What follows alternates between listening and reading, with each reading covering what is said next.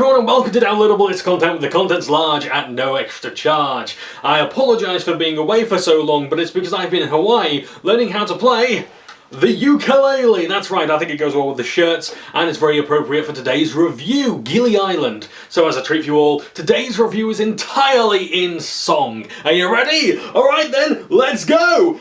Fine, that's enough of that. Okay, so we won't be doing that, but I will be giving you the Downloadable Discontent disclaimer. This review is made in the assumption that you've already played the base game, so there will be spoilers. This review will also focus almost entirely on the new content rather than mechanics that you've seen before, so it's best to have played Super Lucky's Tale before viewing.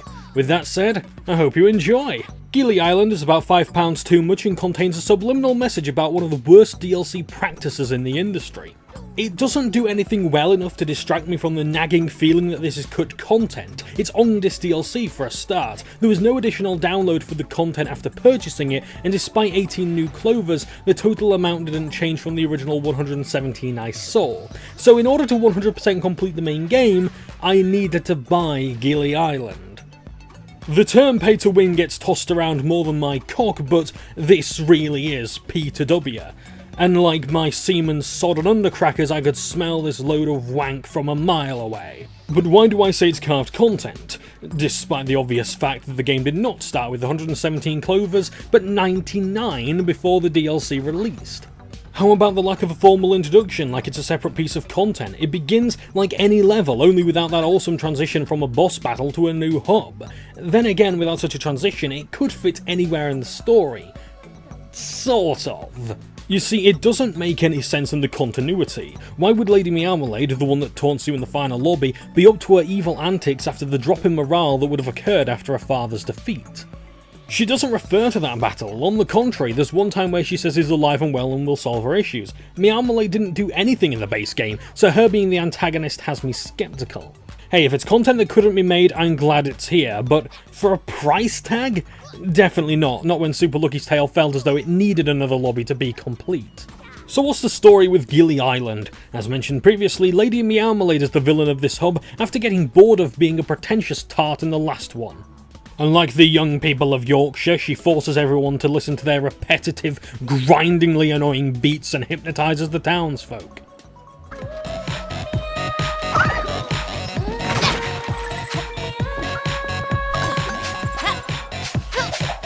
Instead of doing the right thing and countering this with the motorhead dialed up to 11, players are instead expected to do what they've done before, navigate 3 levels, solve its troubles, and then take on the boss. The first stage, securing the talent, is your first step in liberating Gilly Island from the cacophony that is Meowmalade's catastrophic music. Right, well that's it, it's a disaster, isn't it? Your goal here is to disable the speakers in the level by flipping their switches. This level puts the expansion's best foot forward, as in not the one that it shot, offering multiple paths for quasi-non-linear exploration. Exploring isn't too difficult, with moving floating platforms which carry you through much of the zone, but for added difficulty there's sinking platforms and hidden items depending on your camera's perspective. This level also features one of the game's most challenging segments, a side-scrolling uphill battle in the style of the old Donkey Kong arcade games. Spiked barrels and unsteady surfaces have led to more deaths than I care to admit, though in my defense the barrels require precise timing if you can afford it. My favourite part of this level was its 3 coloured coin challenges, with finding all of the letters to Lucky's name being a close second. The second level, Stuck in Paradise, requires you to open up all the umbrellas for the worm people, which has the added benefit of allowing you to bounce on them. The umbrellas, I mean, not the worm people. On paper, that sounds pretty insignificant. I mean jumping on umbrellas, not the worm people.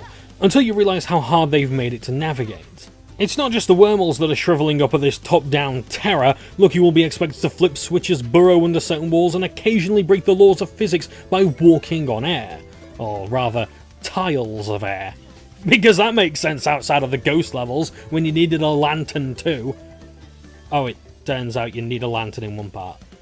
In broad daylight. Is there any consistency to this level? The reuse of assets is certainly consistent. Where's the sand and sea themed enemies? What have worms and garlic and purple fiery cannons got to do with beaches and social media fame?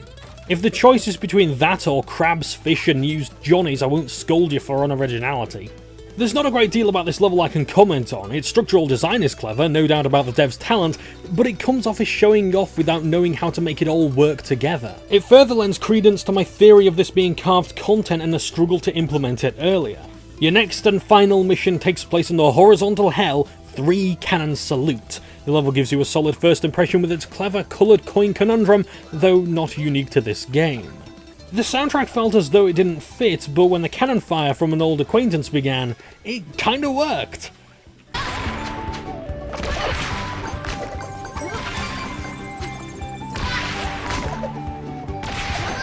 Three Cannon Salute is a test of timing, requiring you to keep out of the great balls of iron and lead them into targets of interest, namely things that go boom.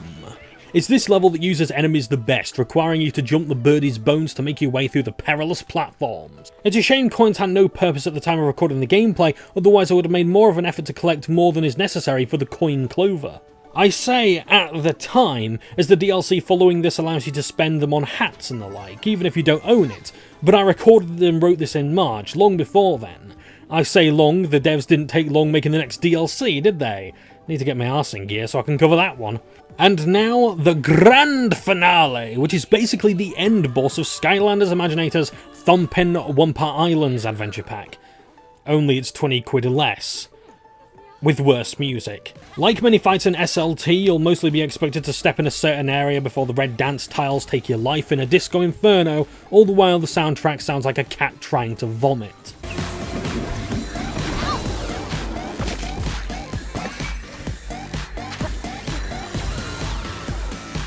Phase 2 involves Lady Meowmalade holding onto a disco ball, probably in reference to one of those new people who calls themselves musicians, and fires lasers from it. Why have that cliché but not crabs? Beg your pardon. Repeat this twice, adding enemies and more lasers until either of you dies. It sounds easy enough, but this boss fight does not fuck around. Your timing for these jumps has to be impeccable, and you're constantly watching for a safe spot to land on. It's definitely the hardest fight in the entire game.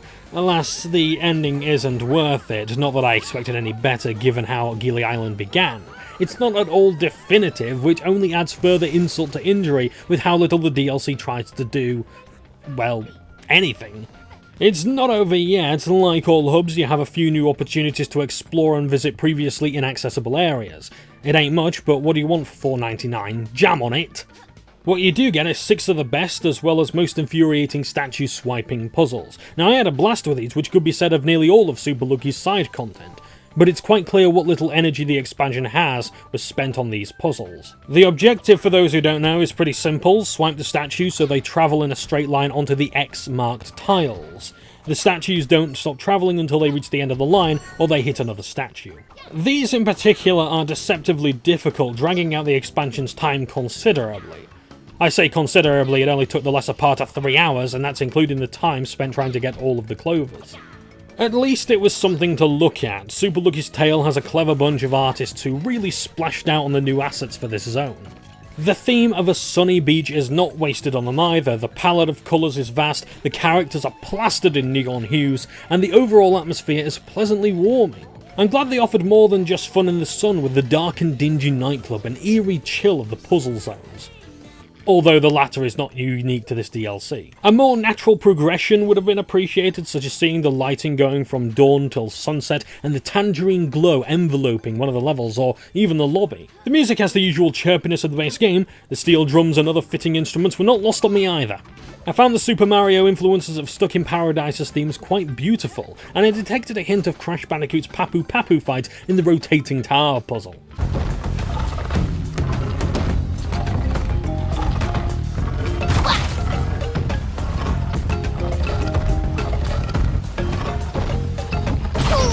But no, it was Secure the Talents music that was my favourite, winning by a nose when compared to the lobby.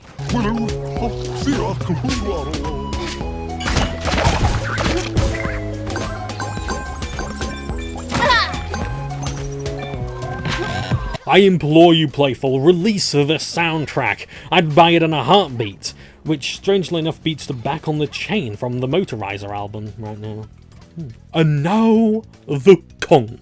Gilly Island can quite easily be described as its father's son. It looks and plays like a Super Lucky's Tale chapter, but lacks a lot of the meat of the base game. No level makes any extra effort to have you explore for coins or clovers when directly compared to the game it's supposed to expand, and when taking into account my view on SLT, which is a constant feeling of okayness, this doesn't bode well for my final verdict. There are some good ideas here, but few we've not seen before, and given a lot more time and nuance in the context of those lobbies' theme.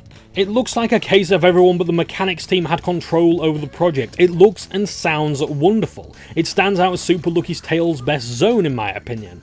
But good Gilly God's gonads is it average. If you're a fan of Super Lucky's Tale, you'll probably like this more than you'll dislike it, but for those of you on the fence and or wary of bad DLC practices, I'd recommend staying well away from this one.